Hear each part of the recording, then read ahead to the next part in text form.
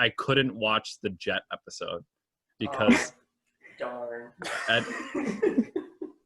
That's all I'm gonna say. Because when Ashley gets here, we'll start the show and we can talk about everything else. But so no talking until she gets here. Welcome everyone to the Warp Drive.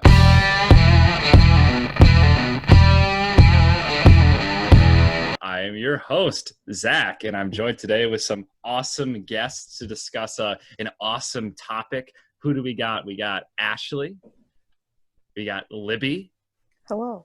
And we got Tristan of Lick Boy fame.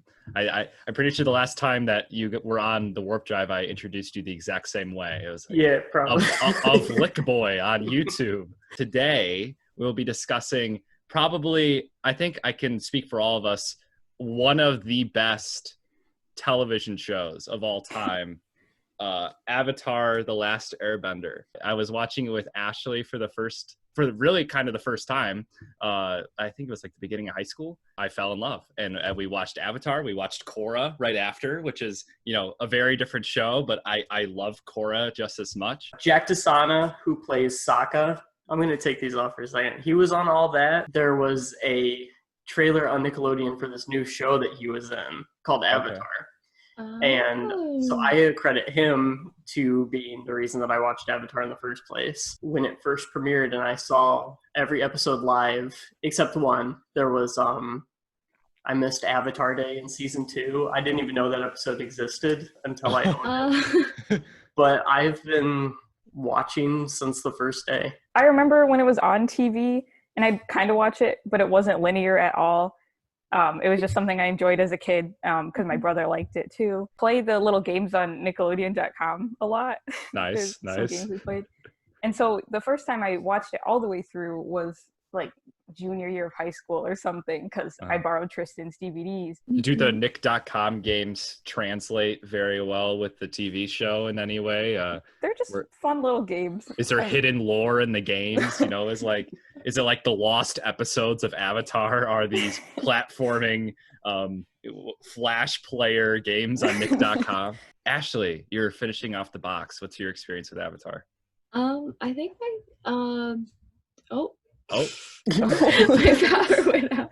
For those of you who keep up with our channel, the last time Ashley was on the show, we had a flood in her room. So Ashley is cursed on the Warp Drive. I really am. I wasn't much of a Nick kid growing up. I recorded them we had like the DVR thing that you get with cable, So I recorded them in secret and would watch them late at night. Well, thank you everyone for telling your stories, your personal traumas or happy memories with Avatar. You never know. So I think there might be no better way than to jump into book one, kind of talk the way through it, what you like about it. So characters, certain episodes. For me, it's like the perfect beginning because they have the stakes high too, because the Fire Nation is introduced right away.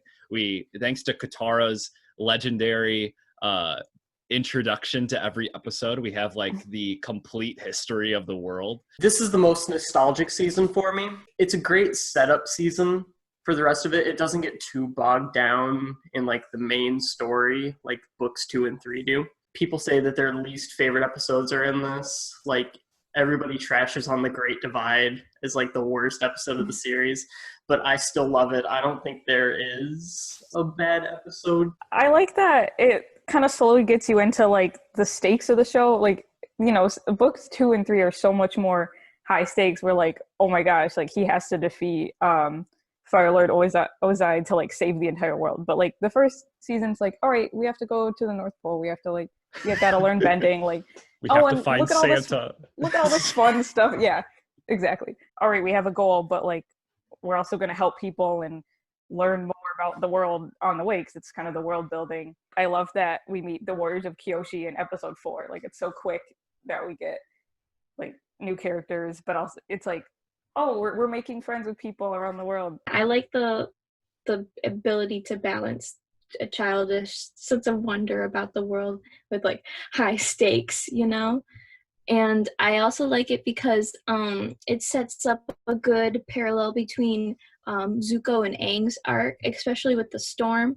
And even the first episode, Zuko's there. We don't have to wait. For some reason, that makes it easier for Toph to come in, and then later Zuko, you know, because they already have such a well-balanced, like, camaraderie, you know? Team Avatar. And I like that. Yeah. And I love how Zuko's goal to catch the Avatar and to return home, not be in exile anymore, and Aang's goal like contradict. Like it shows that he's a good, like, simple antagonist, and like and the fact that we get like equal screen time makes it really seem important that both of their goals matter. It's not just good guy versus bad guy. It's like two teenagers who both have like, I just dropped my egg. Two teenagers who have really strong motives and like hopes, but they can't help each other yet. Libby, who are some of the characters in book one that you like the most? I love Appa always. He's just, I mean, Princess Yue is cool too. My first girlfriend turned into the moon. Oh, that's rough, buddy.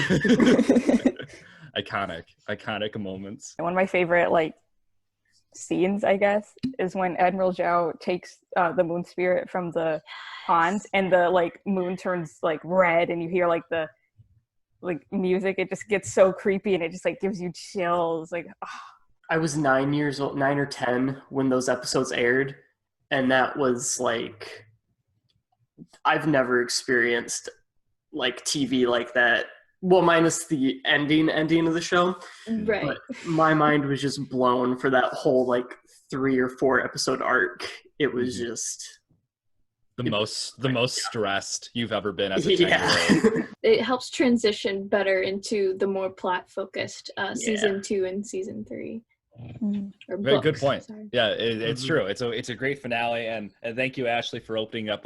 Why don't we transition into seasons 2 and 3, where the plot thickens, to say the least. My favorite thing about this show really starts in season 2, which is it's a kids show that takes its audience seriously.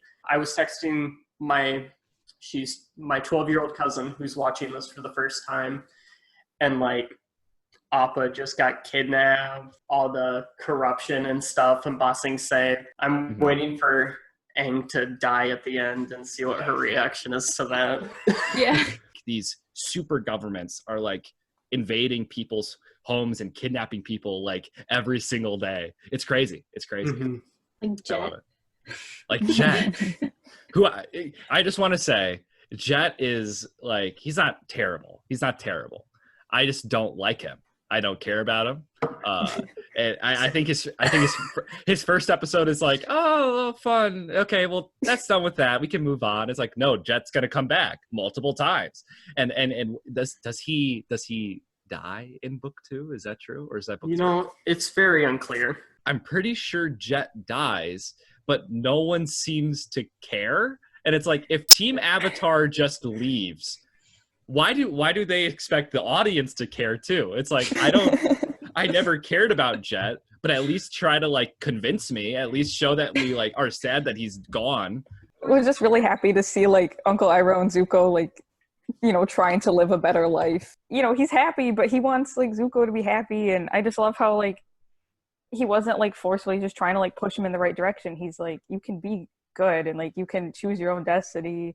I definitely like Libby was saying, I love Zuko's arc in this, like trying like see hit like the first like little hump of that getting better, you know, kind of thing before plummeting back down and then getting better again, you know. I also love the focus on Azula in this book too.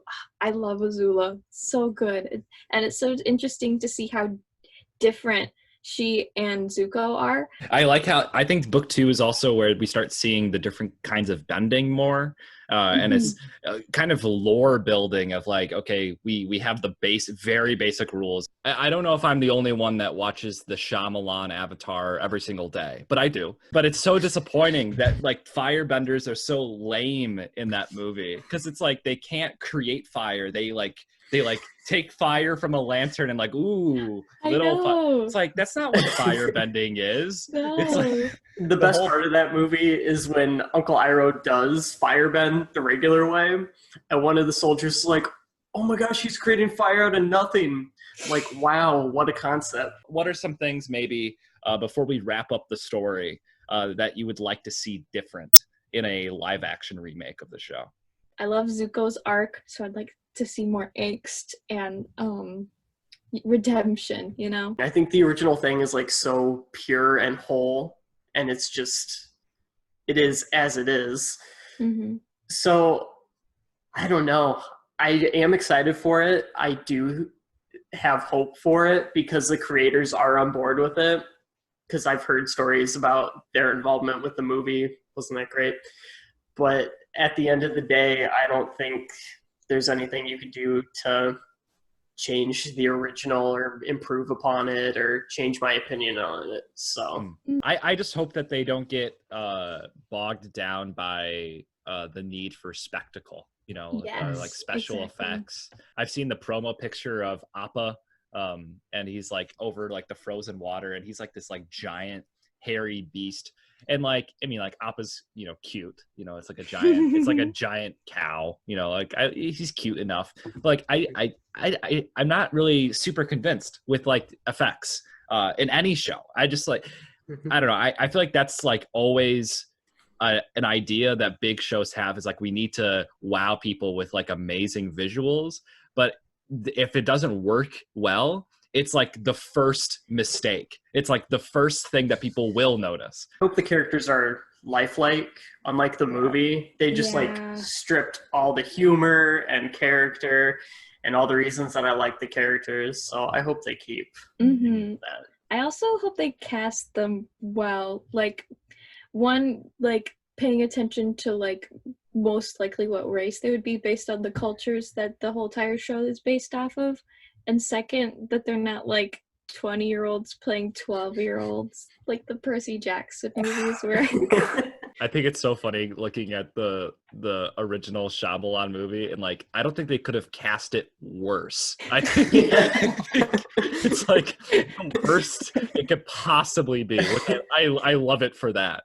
Because it's like, didn't they just cast Aang because he like knew martial arts? Yeah. Like, I don't think he could act at all. They're just like, oh, you can do. Oh, he cannot act. It's so bad. It's so bad. Now let's move on to the story's finale. We get to the bread and butter, what I think many would consider Avatar's best moments. At least I do. Book 3, when he and Aang go to the dragon temple. Yeah. I don't really know what that place was called. It's kind of like an Aztec environment, which I always think is cool artistically. I like that. I like that environment. And they go there, and like there's booby traps, and it's like this huge area that's like totally abandoned. But lo and behold, there's like a lost civilization there that like is keeping the dragon's secret. I love that episode because I love the Aang and Zuko alone, and like kind of them working together finally is really interesting. The show that they're more similar than dissimilar, I think, in a way. It's got a similar structure to book 1, where you have, in book 3, there are 2 major events. You have the invasion and Sozin's Comet, and then the rest are filler episodes, but they're filler episodes with a purpose. Like a lot of world building in the first half, where you have like bloodbending, and you have different, just how the Fire Nation interacts with each other, like the headband Footloose episode, or the town that Toph scams. The moment when Zuko confronts his father to leave the Fire Nation is probably one of my favorite moments in the whole series. And then just the 4-episode conclusion is like, again, indescribable. I just love it so much. It's a great finale to the show.